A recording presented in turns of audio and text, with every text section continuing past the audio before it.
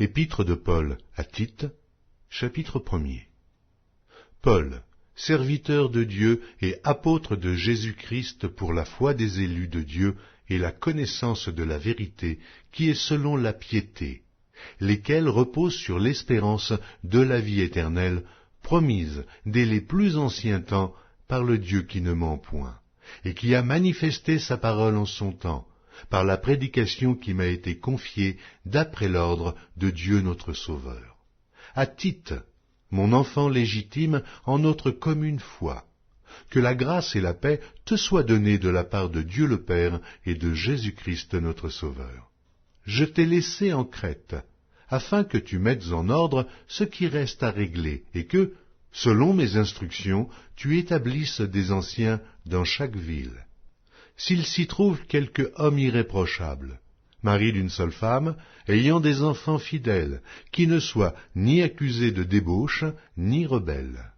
Car il faut que l'évêque soit irréprochable, comme économe de Dieu, qu'il ne soit ni arrogant, ni colère, ni abonné au vin, ni violent, ni porté à un gain déshonnête, mais qu'il soit hospitalier, ami des gens de bien, modéré, juste, saint, tempérant, attaché à la vraie parole, telle qu'elle a été enseignée, afin d'être capable d'exhorter selon la saine doctrine et de réfuter les contradicteurs.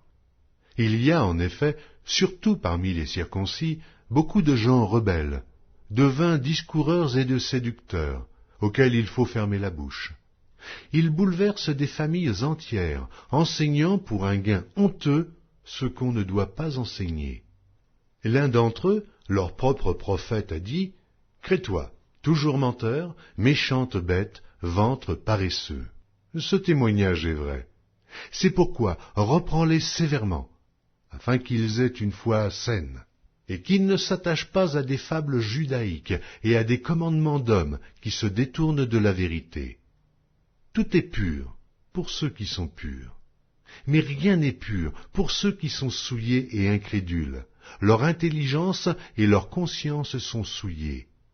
Ils font profession de connaître Dieu, mais ils le renient par leurs œuvres, étant abominables, rebelles et incapables d'aucune bonne œuvre.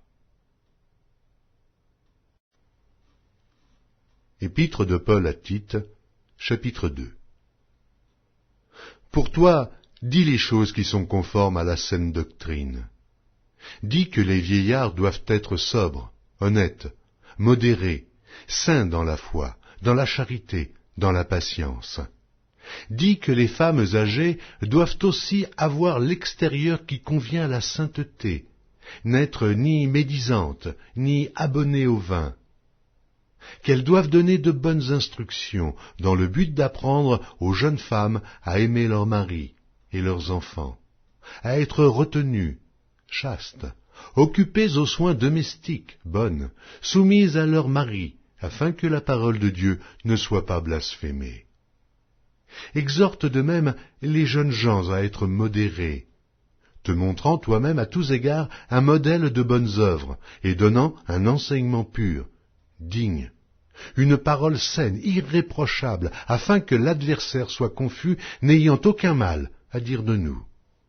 Exhorte les serviteurs à être soumis à leur maître, à leur plaire en toutes choses, à n'être point contredisants, à ne rien dérober, mais à montrer toujours une parfaite fidélité, afin de faire honorer en tout la doctrine de Dieu, notre Sauveur. Car la grâce de Dieu, source de salut pour tous les hommes, a été manifestée.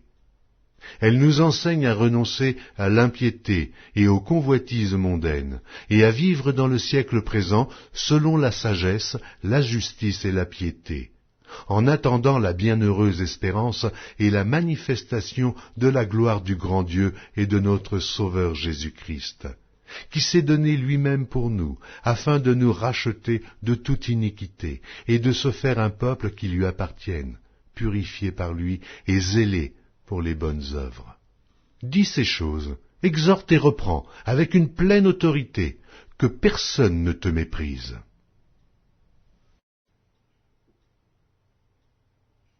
Épître de Paul à Tite, chapitre 3. Rappelle-leur d'être soumis aux magistrats et aux autorités, d'obéir, d'être prêts à toute bonne œuvre, de ne médire de personne, d'être pacifique, modéré, plein de douceur envers tous les hommes. Car nous aussi nous étions autrefois insensés, désobéissants, égarés, asservis à toute espèce de convoitise et de volupté, vivant dans la méchanceté et dans l'envie, dignes d'être haïs, et nous haïssant les uns les autres. Mais lorsque la bonté de Dieu notre Sauveur et son amour pour les hommes ont été manifestés, il nous a sauvés, non à cause des œuvres de justice que nous aurions faites, mais selon sa miséricorde, par le baptême de la génération et le renouvellement du Saint-Esprit, qu'il a répandu sur nous avec abondance par Jésus-Christ, notre Sauveur, afin que, justifiés par sa grâce, nous devenions, en espérance, héritiers de la vie éternelle. Cette parole est certaine, et je veux que tu affirmes ces choses, afin que ceux qui ont cru en Dieu s'appliquent à pratiquer de bonnes œuvres. Voilà ce qui est bon et utile aux hommes. Mais évite les discussions folles, les généalogies, les querelles, les disputes relatives à la loi, car elles sont inutiles et vaines. Éloigne-toi, après un premier et un second avertissement, de celui qui provoque des divisions, sachant qu'un homme de cette espèce est perverti, et qu'il pêche en se condamnant lui-même.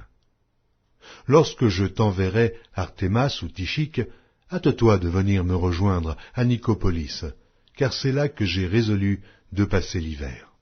Aie soin de pourvoir au voyage de Zénas, le docteur de la loi, et d'Apollos, en sorte que rien ne leur manque. Il faut que les nôtres aussi apprennent à pratiquer de bonnes œuvres pour subvenir aux besoins pressants, afin qu'ils ne soient pas sans produire des fruits. Tous ceux qui sont avec moi te saluent. Salue ceux qui nous aiment dans la foi. Que la grâce soit avec vous tous.